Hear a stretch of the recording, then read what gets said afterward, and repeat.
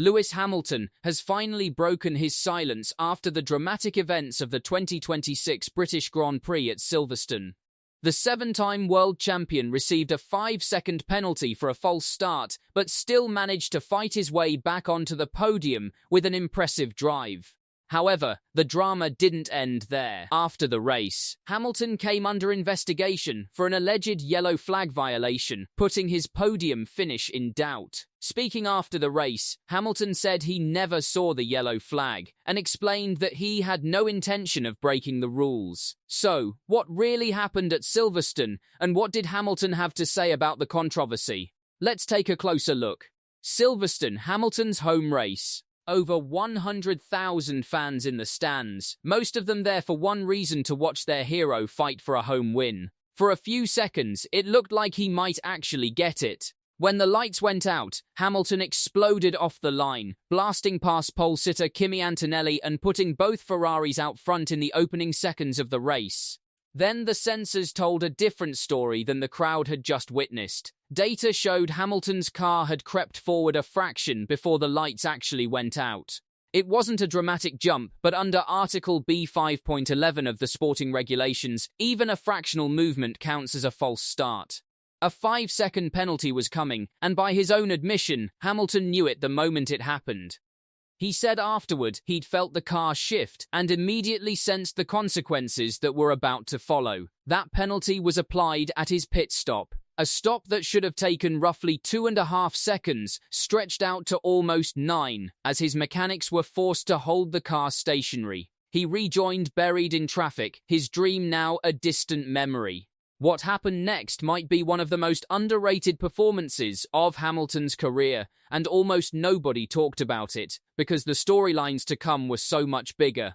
From deep in the pack, Hamilton began carving his way forward with the kind of patient surgical racecraft that built his legend at Mercedes. He absorbed pressure, protected track position, and complained on the radio about tyre graining even as he kept pushing. Then came the fight everyone at Silverstone will remember: a prolonged wheel-to-wheel battle with George Russell. Hamilton repeatedly launched his Ferrari around the outside through the terrifying high-speed sweeps of Maggots and Beckett's, only for Russell to use the 2026 car's battery deployment system to blast back past on the following straight. Corner after corner, lap after lap, it became a genuine duel, the kind of racing that reminds people why they buy a ticket in the first place. When Russell picked up a slow puncture and his pace dropped, Hamilton finally made his move stick. Not long after, he hunted down Max Verstappen and passed him around lap 38 to move into third. A driver who had served a jump start penalty and been swallowed by traffic had fought his way back onto the podium through pure racecraft. With just a handful of laps remaining, Verstappen lost the rear of his Red Bull at one of the fastest corners on the calendar and beached it in the gravel. Safety car. And with it, one of the biggest strategic decisions of Ferrari's season. Both Ferraris dived into the pits for fresh, soft tyres. Russell, meanwhile, stayed out on aging mediums that already had a slow puncture.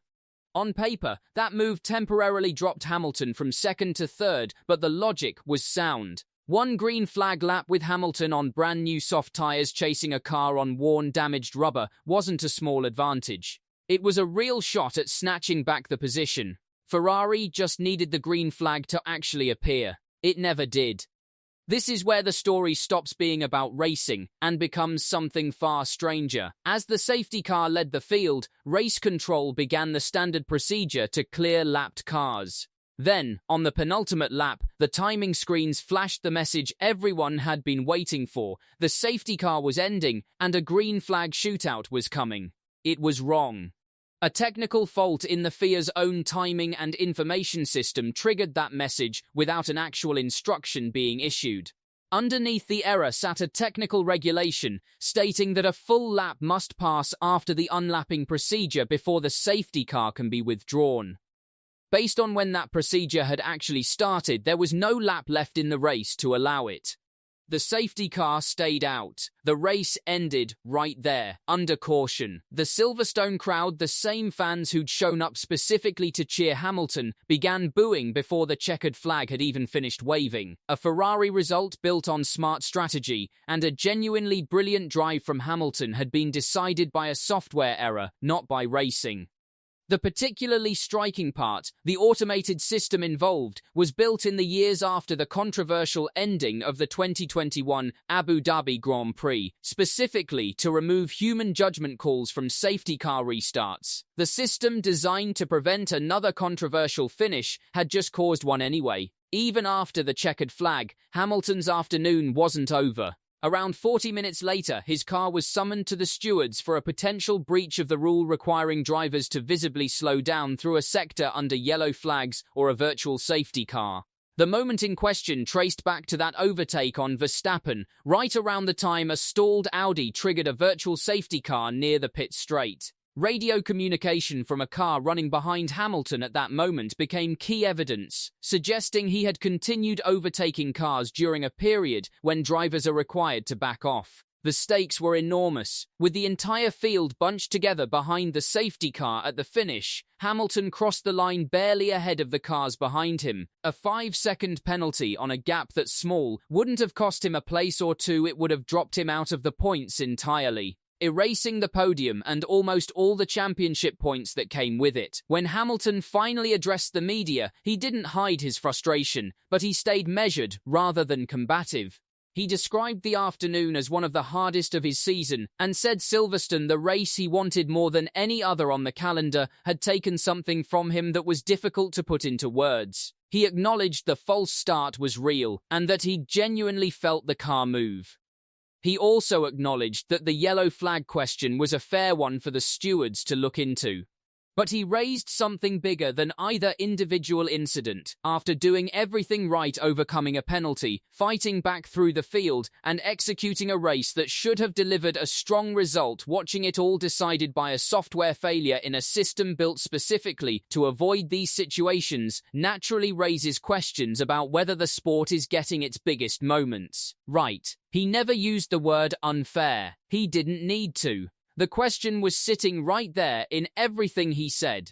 So where does that leave things? A false start, Hamilton admits, was real. A podium fight that showed some of his best racing all season. And a race-deciding software glitch that even the FIA will have to answer for. Was this simply a case of Hamilton pushing his luck at the start, or is this yet another example of Formula One's own systems failing at the worst possible moment? Which part of Hamilton's British Grand Prix do you think was the most unacceptable, the software failure, the investigation, or something else entirely? Drop your thoughts in the comments. And if you enjoyed this breakdown, make sure to like this video and subscribe for more Formula One news, so you don't miss the next big story. I think Lewis has had some very tough teammates. He's had world champions as teammates, whereas Max hasn't.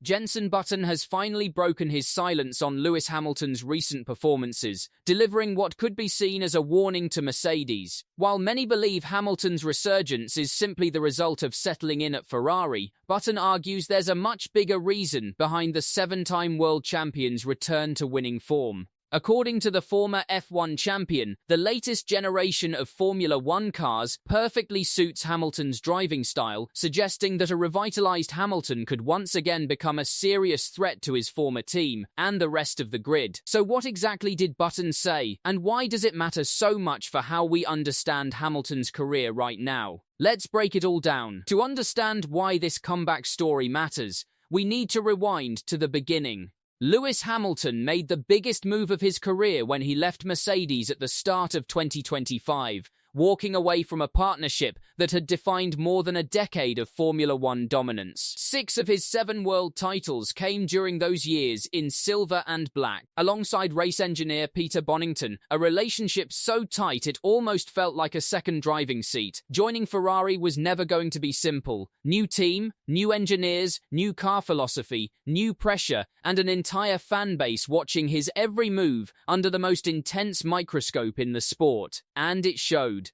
Hamilton's first season in red was, by his own sky-high standards, a struggle. He looked like a driver still searching for the right feel, still building trust with a new crew, still trying to translate decades of instinct into an unfamiliar machine that simply didn't respond the way he expected it to. There were flashes of brilliance, sure, but nothing close to the relentless consistency that once made him the benchmark of the sport.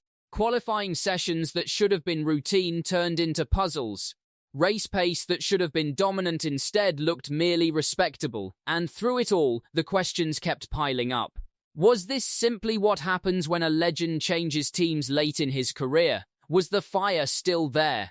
Fans and pundits debated endlessly, was this the beginning of the end?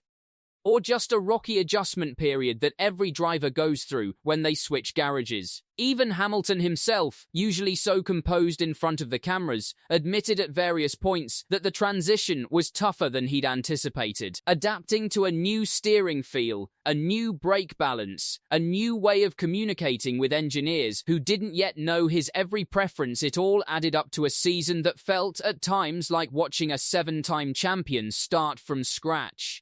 Fast forward to this season, and the story has flipped entirely. Hamilton has looked like a different driver. It started in China, where he claimed his first Grand Prix podium finish in Ferrari colours, a third-place result that, at the time, felt like a small step but in hindsight signalled something much bigger was shifting beneath the surface.